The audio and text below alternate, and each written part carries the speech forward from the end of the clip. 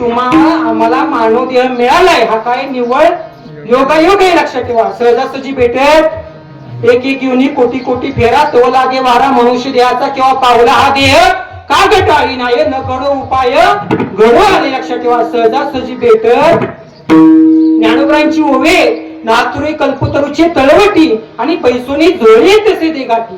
कल्पवृक्षाच्या झाडाखाली एक भिकारी बसला आणि ते भिकारी त्या कल्पवृक्षाच्या झाडाला म्हणते, अरे बाबा मला जोळी भरून भीक दे ना. काय म्हणतोय? जोळी भरून भीक दे ना. आता झाड कशाचं आहे? कल्पतरूच. अरे जे कल्पना करणार आहे ते तुला सगळं मिळणार आहे.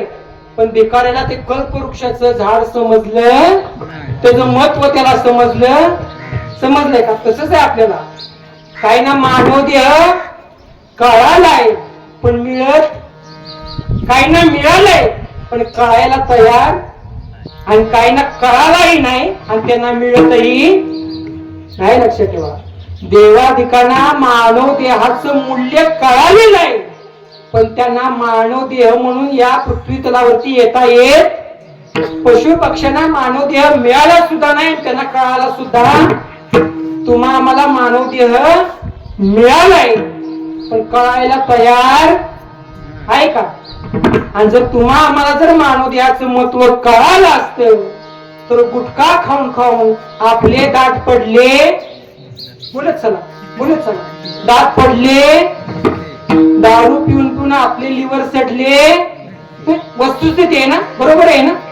म्हणजे आपल्याला मानव देहाचं मूल्य कळालंय का? आता इथं भेटले, इथं जेवढी बसले त्यांना बहुतेक कळाले. आता ज्यांना कळत नाही त्यांचा काय प्रश्न वेगळा आहे, लक्षात ठेवा. म्हणून मानव देह मिळालाय तर प्रत्येकाचं आद्य कर्तव्य आहे ईश्वर प्राप्तीसाठी प्रामाणिक काय करणं, तर प्रत्येकाने काय केलं पाहिजे? प्रयत्न केले पाहिजे. लक्षात ठेवा.